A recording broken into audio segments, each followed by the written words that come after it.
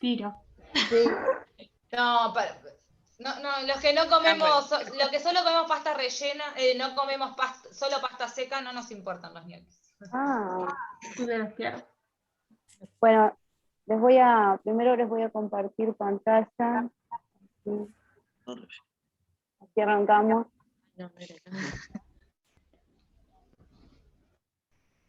Primero les voy a decir que para mí es todo un tema esto de un taller por Zoom, nunca lo había hecho. Siempre hay una primera vez para todo, María, tranquilaza. Ay, bueno. Bueno, acá ya tengo el primer problema. ¿Por qué no me deja compartir pantalla? Estás grabando también. Ay, María, nos estás grabando. Dilo, a ver si te podemos ayudar. Sí, porque quiero ver. Ahí, ¿qué ven ustedes? Ahí ven la presentación. Nos vemos a nosotros. ¿Se ven a ustedes? No, estamos nosotros. No. ¿Y por qué yo veo la presentación y no los veo a ustedes? Pues no las compartiste. Porque capaz que ves tu pantalla. Vos lo que tenés que poner es compartir tu pantalla. Sí, ya puse compartir mi pantalla. Dentro de las opciones ¿Y abajo. elegiste la pantalla que se ve la presentación? Elegí Google Drive. Y No. ahí, No, tenés que elegir ya la pantalla que vas. bueno, Tenés voy que a- tenerlo Luego tenés que abierto. tener Pero en el mire que navegador. lo practiqué esto, ¿eh? Y me salía bárbaro. No pasa nada. Te esperamos. Ah, ahora sí. Está bien. Todo es aprendizaje, María. Tranquilos, pibes. Tranquilas, pibes. Sí, señora. Ahora sí. Ahora Bien sí. ahí. No, lo había practicado, si no me muero. No. Bueno, No esperaba menos de vos, María. No esperaba menos de vos. no. Toda una instancia de práctica. No, de práctica de esto de compartir pantalla y eso porque nunca lo No, había ya hecho. lo sé. Imagino que vos presentaste tu presentación antes de presentarla. O sea. No llegué a tanto, pero un poquito así. Bueno, vamos a dar, en realidad voy a dar una pequeña introducción a lo que es el DUA, el diseño universal del aprendizaje, o también lo pueden encontrar como UDL, que es la sigla en inglés. Bueno, en realidad cuando me puse a planificar este taller, lo primero que pensé, me escucho como con eco, ¿ustedes me escuchan bien? Nosotros también. Capaz que... Eso iba a decir, silénciense todos, menos María, para que no acoplen. A ver ahí, ahí va, ahora sí, notable. Bueno, les comentaba que cuando comencé a planificar el taller, en realidad me puse a pensar que en qué es lo primero que tendríamos que hacer nosotros para aplicar el DUA en nuestras clases, o en realidad como punto de partida en nuestras planificaciones. Y ahí es esto que les ponía ahí en la primera diapositiva, que sentí como que tenemos que hacer un cambio de mirada. Esto de dónde miramos cuando planificamos. Y eso nos daría una forma de garantizar entornos de aprendizaje que no sean segregadores, que no sean excluyentes, y también mirar la manera en la que miramos, aunque sea redundante, a nuestros estudiantes, la manera en que los nombramos, en no etiquetarlos, en reconocer la variabilidad de aprendizaje, que justamente el DUA apunta a eso, a reconocer la variabilidad de aprendizajes y entender que debemos trabajar con el potencial de aprendizaje y no poner techo. También analizando en un primer momento por dónde iba a ir en el taller, veía que para garantizar la presencia, la participación y el progreso de todos los alumnos, los docentes debemos pararnos y reflexionar, ser conscientes de que en el diseño de nuestros modelos didácticos está la clave para que estas tres cosas justamente sean posibles: la presencia, la participación y el progreso de todos los estudiantes. Y ahí también lo enrababa con esto del plan de centro, de las formas de ser y estar en CECAP, pero bueno, en este caso sería que nuestras planificaciones apunten, si utilizamos el DUA, a contemplar todas las formas de ser y estar dentro de clase.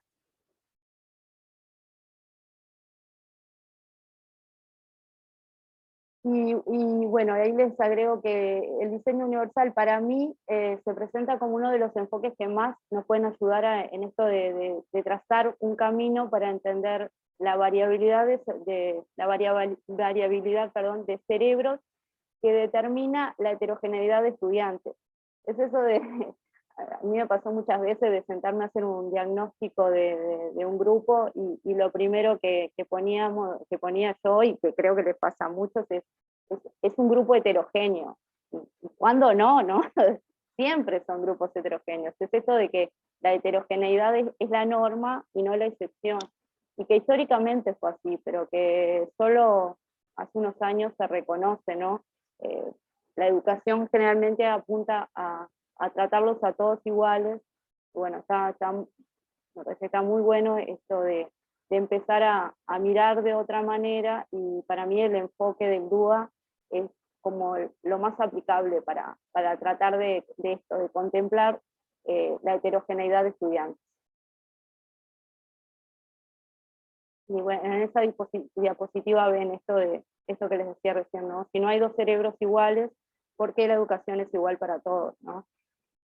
Es algo que me parece que es lo primero que tenemos que cuestionarnos antes de hacer una planificación, y después, bueno, de cómo llevarla adelante. Antes de hablar de los principios del DUA, no sé si no van entendiendo algo, voy muy rápido, me van diciendo, ¿está? Les voy a hablar un poquito un poquito del origen del DUA. Ahí yo les ponía en la diapositiva que va de la arquitectura del currículo, porque el DUA en realidad se originó después de que un movimiento arquitectónico que se dio en los años 70 en Estados Unidos comenzó a utilizar el diseño universal en la construcción de espacios, de edificios y de espacios públicos. Lo que se hacía era construirlos desde la base, contemplando todas las situaciones de acceso, de comunicación, es decir, que desde el principio se contemplara esto, que no fuera después adaptado. En ese momento se dieron cuenta de que esos espacios creados especialmente, este movimiento reveló que esos espacios no eran solo utilizados por las personas con discapacidad, sino que eran usados por la mayoría de las personas por una cuestión de comodidad. Bueno, veamos, por ejemplo, el ejemplo de la rampa, ¿no? Que se creó inicialmente para ser utilizada por personas que usan silla de ruedas, pero la usás, no sé, cuando vas con el cochecito del bebé, cuando vas con el carrito del súper. Incluso hay grandes superficies que utilizan las escaleras la escalera mecánica con rampa, porque es más cómodo. A veces solo basta con sentarnos, no sé, yo la otra vez hacía un experimento que era sentarme en frente a un edificio público, ¿no? Que tenía una rampa y tenía 3 escalones, y la mayoría de las personas suben por la rampa. Entonces, ¿para qué hacemos escalera? ¿No? ¿Para qué hacemos escalones cuando tenemos la posibilidad de que todos puedan usar la rampa?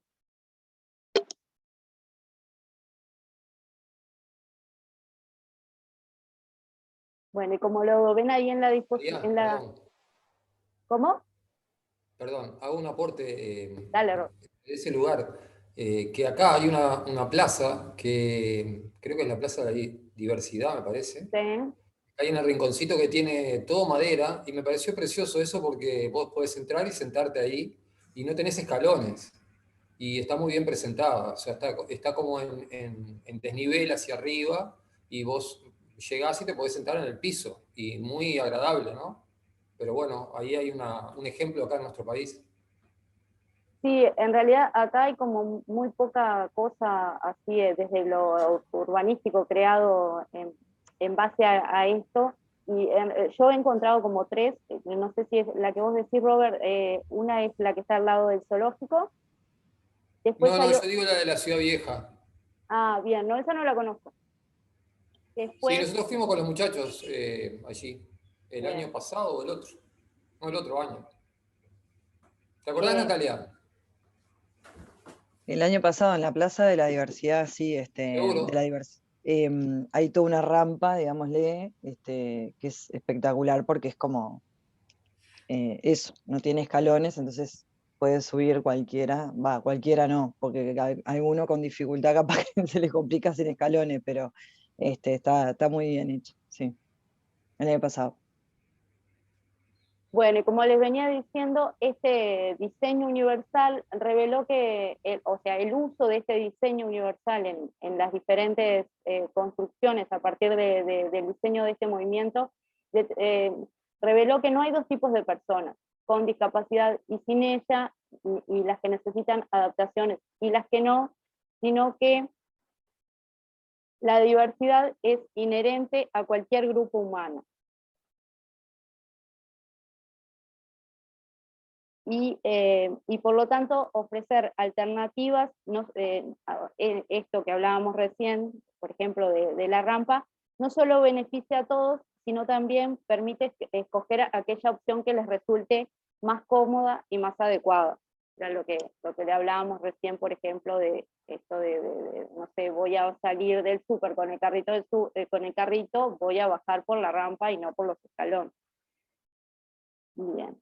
Bueno, con los principios del diseño universal utilizados en la arquitectura se crea el DUA. Y ahí tenemos como una definición que dice que es un enfoque basado en la investigación para el diseño de la planificación, los objetivos educativos, métodos, materiales y evaluación que permite a todas las personas desarrollar conocimientos, habilidades y motivación con el aprendizaje.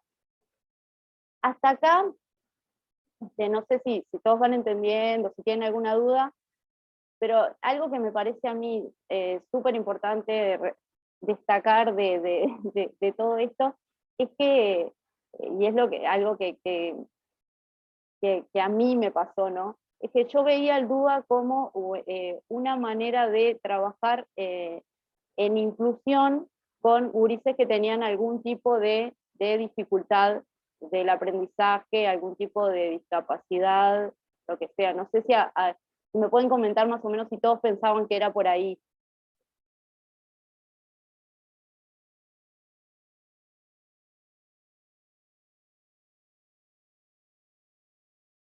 ¿No? ¿Nadie? Yo también pensaba que por ahí. Bien. En realidad es lo que uno se imagina, ¿no? Es lo que uno Sí. imagina cuando habla de DUA, lo primero que te imaginas es solamente para la persona que precisa una adaptación, ¿no? Y lo hablo esto, ¿no? De tener en algún momento que ser evaluada por disléxica, por ejemplo, ¿no? Bien. Y en realidad, en esto también que vos planteás, creo que lo aplicable a CECAP es que realmente cada gurí es heterogénea, ¿no? Entonces, creo que ahí es donde se nos dispara como la complejidad de la situación. No solamente pensar en el gurí que tiene un diagnóstico, que tiene una discapacidad, ¿no? Es como se nos dispara y ahí es donde nos estalla la cabeza, pues a la mierda. Y ahora, si enfocamos desde ahí, es como mucho más complejo. Creo que también por el hecho de que como estuvimos trabajando con Wilson, ¿no? Que también vino con toda esta... Wilton. Wilton. ¿Qué dije? Wilson. Ay, lo bauticé. Wilton, que también digo, era como súper asociado el DUA, justamente con aquellos gurises que tienen como algún tipo de dificultad, no importa cuál. Pero después como, nada, ahora, por ejemplo, me hace pensar en las inteligencias múltiples. Sí, también. No en la me hace pensar en eso ahora. Ahora, ¿no? Después de... No diga después de vieja. No, porque no hay tanta diferencia con lo de Wilton y ahora. Bueno, seguimos entonces. Bueno, como les decía, el DUA entonces nos va a dar las bases para una planificación diversificada, una planificación en la que contemplemos esto que a mí me encanta, ese concepto de variabilidad de cerebro, ¿no? Esto de que, por ejemplo, a todos nos pasa, no solo en una etapa de la vida, en la niñez o en la adolescencia. A mí me pasa, el otro día lo hablaba con Vicky, que tengo una facilidad mucho mayor para escribir, ¿no? Y esto de darles a ustedes el taller en forma oral me cuesta muchísimo. Y bueno, y no sé, yo la veo a Natalia, por ejemplo, me parece que se desenvuelve, no sé, así por arriba digo, más en lo oral. Bueno, al mismo tiempo que todos tenemos una capacidad de aprendizaje, de captar ese aprendizaje diferente, también la tenemos de implicarnos de manera diferente con ese aprendizaje. Bueno, la idea es que contemplemos esa variabilidad en los gurises. El DUA es eso, contemplar la diversidad y la variabilidad de cerebro. No María. centrarnos solo en que tenemos gurises con discapacidad, o con una dificultad de aprendizaje. ¿Tá? Cuando puedas, María. Sí, Robert. No, lo que decís me parece, sí, fundamental en estos tiempos porque son tiempos muy, muy variables y muy diferentes, ¿no? Digo, de hecho lo estamos transitando y para nosotros es muy nuevo también todo esto de cómo comunicarnos, los medios, ¿verdad? Hay mucha cosa nueva y bueno, para eso nos estamos adaptando también. Lo que sí yo veo es que, como siempre, ¿no? La educación y la teoría va por un lado y a veces la práctica va por otro. ¿Por qué? Porque, o sea, este método me parece muy práctico, muy, muy bien planteado, ¿verdad? Porque todos somos diferentes y tenemos como una... no solo el docente, sino que también yo no me pongo en el lugar de un lado del escritorio, sino que me pongo del mismo lado, ¿verdad? Todos tenemos como una forma de estar en el mundo diferente y de recibir y de dar cosas diferentes, ¿verdad? Entonces, bueno, por ahí va. Pero, o sea, después se planifica una cantidad de cosas que a la hora de la práctica es muy complicado plantearlo. ¿Por qué? Porque te ponen en salones, primero, que no están adecuados, que son muy chicos, para una cantidad de alumnos que tampoco vos te da el tiempo ni la posibilidad de llegar. O sea, se quiere una educación como mucho más enfocada a lo personal, pero por otro lado se plantea una educación mucho más colectiva, ¿verdad? Que o sea, eso se choca, ¿verdad?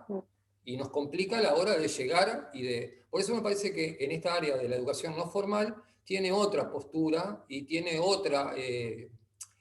como que hay otro encuadre de trabajo, ¿verdad? Entonces me parece mucho más positivo desde este lugar que desde la educación formal.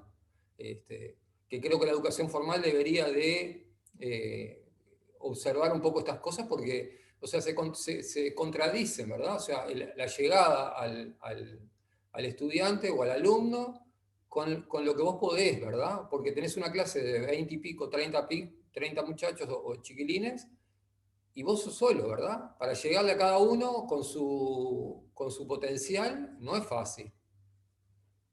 No, obvio que Pero no. bueno, esto es eso, simplemente. ¿No?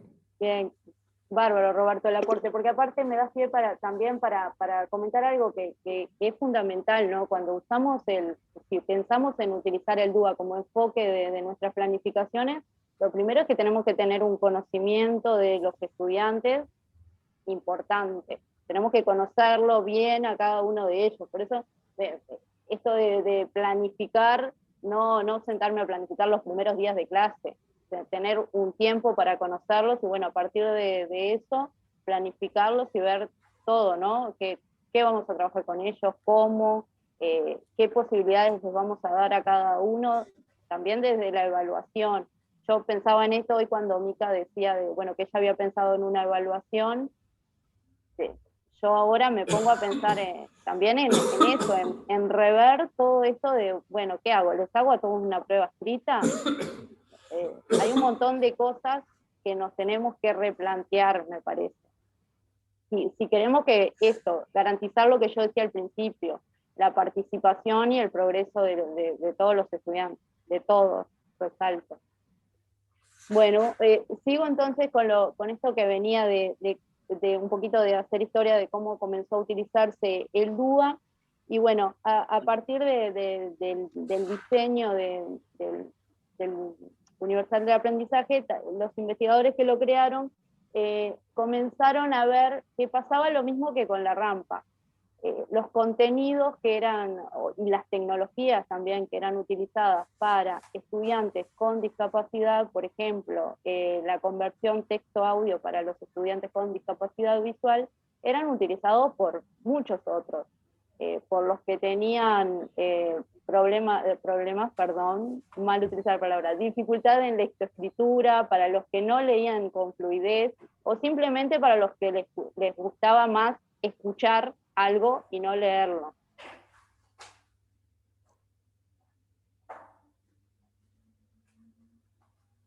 Bueno, ahí les puse como un resumen que es un marco de referencia en el que contemplamos la diversidad, la heterogeneidad de estudiantes que tenemos en las aulas, que era esto que hablábamos al principio. Y ahí puse, bueno, el símbolo de la justicia, porque para mí es lo que nos garantiza el DUA, es que vamos a dar atención a la diversidad, y eso justamente se constituye en una cuestión de justicia, porque vamos a trabajar para que todos aprendan, ¿no? Para lograr la igualdad de todos dentro del aula. Y ahora sí me voy a meter un poquito en los principios del DUA,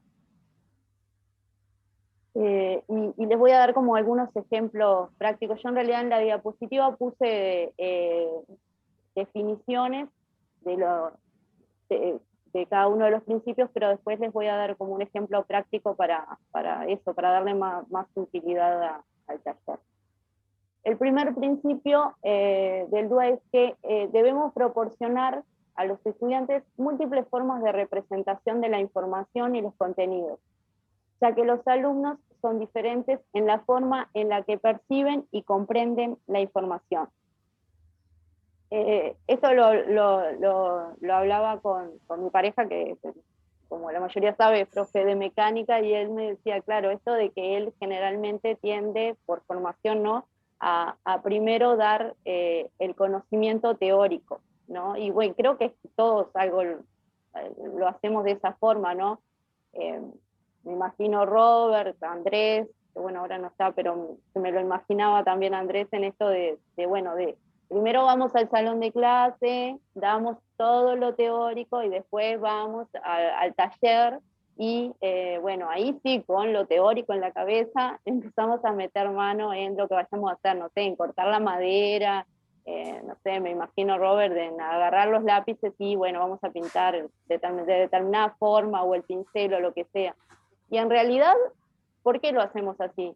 Por una cuestión de, bueno, a nosotros nos formaron así, pero en esto de contemplar la variabilidad de cerebros, ¿a cuántos cerebros les debe gustar mucho más primero meter mano, ponerse a hacer, que los va a involucrar mucho más en el aprendizaje, ¿no? Entonces, es como decía Robert, es difícil, ¿no? Pero hay que contemplar todas estas cosas, porque después vienen las frustraciones en los gurises, ¿no? Que, bueno, me dijeron que escribiera 2 horas y después me llevan recién a hacer lo que a mí me interesa. Es difícil de llevar adelante, pero no es imposible. Hay que tener un conocimiento de los gurises, como decía, y además ser creativos, ¿no?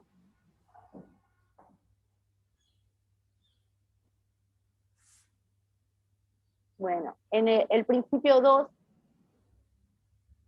dice, proporcionar múltiples formas de expresión del aprendizaje, puesto que cada persona tiene sus propias habilidades estratégicas y organizativas de lo que, para llevar adelante lo que sabe.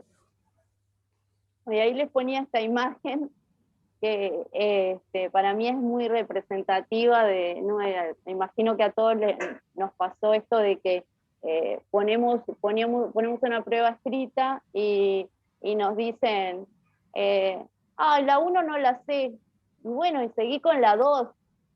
Y hay algunos que empiezan por la 2 o por la 3, y hay otros que les decís eso y se trancan y no pueden seguir. bueno, también eso, contemplar que bueno, que a veces hay algunos estudiantes que necesitan cierta organización, ¿no? Para poder desenvolver el conocimiento que tienen retenido ahí adentro. Y capaz que darles una pregunta por hoja, no sé, los ayuda. Es esto bueno, de ser, para mí lo principal es ser creativo. Bueno, y en Perdón, principio, María. ¿qué, Vicky? Que quería hacer un comentario, si me Dale. dejabas. En esto también de una pregunta por hoja, ¿no? Que traías, y en esto de que hay gurises que se desorganizan ante el no saber cómo respondo la primera y tengo 3 más, ¿no? No puedo contestar la primera, tengo 4 preguntas más y me bloqueo. Es una característica, por ejemplo, a veces de los gurises con trastorno del Asperger, ¿no? Ya que tenemos un gurí en primero, que el otro día, ¿no? Que hablamos en una reunión de equipo, hay gurises que son tan estructurados que eso también, digo, no solamente con el chiquilín que tiene trastorno trastorno del espectro, pero sobre todo esto para gurises que son sumamente estructurados, está bueno esto que dice María, de una pregunta por hoja, un ejercicio a la vez, ¿no? Porque el caos los abruma, por ejemplo, ¿no? En esto de por ejemplo, el caso de gurí, de primero, ¿no? Bien. Sí. Bueno, y el principio 3 nos dice que debemos proporcionar múltiples formas de implicación de forma que todos los alumnos puedan sentirse comprometidos y motivados en el proceso de aprendizaje. Yo cuando escribía esto me acordaba cuando yo trabajaba en la UTU, un día hablando de esto, en la UTU, en el FPB, para los que no saben, tiene reuniones semanales de planificaciones de todos los docentes, y un día un profe dijo, bueno, pero ¿qué hay que hacer? Hay que subirlos a un elefante, ir a llevarlos a tocar la jirafa, no sé, al conocer al león, toda la semana tenemos que hacer algo así para que se sientan motivados. Y bueno, y después quedó la frase, y cada vez que todas las semanas cuando planificábamos decíamos, bueno, ¿cuál va a ser el elefante de esta semana? Y bueno, es eso, ¿no? Buscar, lo principal, como decía hoy, es ser creativos y buscar siempre la manera de motivarlos además, motivarlos a cada uno, ¿tá? Motivarlos pensando siempre en la variabilidad de cerebros y en la heterogeneidad que tenemos dentro de los grupos. Y motivarlos también desde de los intereses de cada uno. Obviamente tenemos que trabajar los contenidos, ya tenemos planificados, pero hay que irle buscando la vuelta, y bueno, creo que sentarnos desde el momento en que los conocemos y empezar a trabajar la planificación, los recursos, los materiales que vamos a utilizar, nos van a dar como herramientas para poder contemplar todas las situaciones, y que bueno, que intentar siempre que todos estén motivados.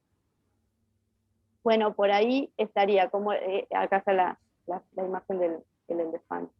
Esto es como les decía, es una introducción, ¿no? Hay que profundizar mucho más, los principios son muy extensos, también hay como, yo metiéndome un poquito en el tema, vi que hay como un DUA virtual, o sea, para trabajar en la virtualidad, y está como muy interesante, pero bueno, será tema para otro taller.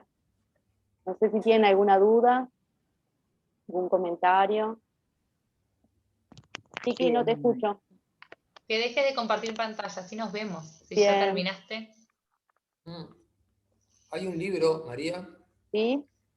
Hay un libro que no lo puedo encontrar ahora, que se llama algo así como El fin de la escuela o algo así, que habla un poco de todo esto. No recuerdo el autor, pero lo voy a buscar hasta que lo encuentre. Que bueno, que un poco cuenta todo esto de cómo, de todo lo que es la institución como institución, que hoy está en decaimiento, ¿verdad? O sea, viene como por justamente todo esto, ¿no? O sea, no toma en cuenta realmente al individuo, a la persona, en su totalidad, ¿no? O sea, creo que hay un discurso, pero después queda en la historia, ¿no? O sea, y seguimos en esto, ya digo, fuera de la institución también hay mucho discurso y después a la hora de estar o de hacer cada vez es más lejano, ¿verdad? O sea, no, o sea, me lleno lleno de palabras y después hay un vacío. O sea, Sí, lo que pasa es que también requiere un compromiso que muchos no llevan adelante, ¿no? Un compromiso, una responsabilidad con respecto a la tarea que se desarrolla y que mucha gente... Yo creo que aparte de un compromiso que es real, porque el compromiso a uno le lleva como a explorar o a investigar, a yo qué sé, ¿no? A meterse de lleno, mojarse en las situaciones. Creo que también, de alguna manera, algo que, por ejemplo, ¿no? A mí, este tipo de cosas, en el DUA y en otras cosas en la vida, a veces a mí me lleva a preguntarme, bueno, ¿y cómo lo bajamos a tierra? ¿No? ¿Cómo lo podemos implementar? Entonces, a mí algo que en realidad me hizo empezar a pensar en cómo poder implementar esto fue en la reunión que tuvimos a final del 2019 en el Ministerio de Educación y Cultura, donde se armó un problema gigante, porque la gente justamente ¿cómo se llamaba el equipo de Wilton? De La inclusión gente de presenta, inclusión. por ejemplo, una ficha de evaluación inicial del estudiante, ¿no? Entonces, pero el punto que a mí me interesaba de esa ficha, traerla acá, es cuáles son aquellas, por eso yo lo había conectado con las inteligencias múltiples, cuáles son aquellas áreas donde el estudiante se ve más fortalecido de adquisición de aprendizaje.